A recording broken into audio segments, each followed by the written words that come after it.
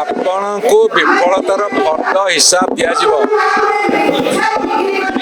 11 ବର୍ଷର ମୋଦି ସରକାର ପୁରା ଫେଲ୍। 1 ବର୍ଷର ଭାଜପା ସରକାର ଓଡ଼ିଶାରେ ଇଏ ଡବଲ ଫେଲ୍।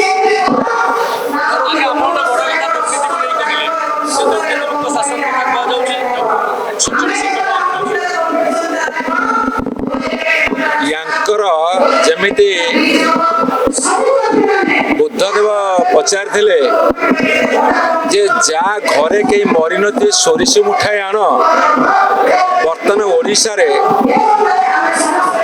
କୋଉଠି ଦୁର୍ନୀତି ହଉନାହିଁ, ସେଇଠୁ ଟିକେ ମାଟି ଟିକେ ଆଣ, ସେଇଟା ସମ୍ଭବ ନୁହଁ। ଅର୍ଥାତ୍ ଦୁର୍ନୀତି ପ୍ରତି ରନ୍ଧ୍ରରେ ଛିଦ୍ରରେ ପ୍ରତି ଅଣୁକଣାରେ ବ୍ୟାପିଗଲାଣି। दिनलिपि लाइव को एबे ही लाइक शेयर सब्सक्राइब करंतु।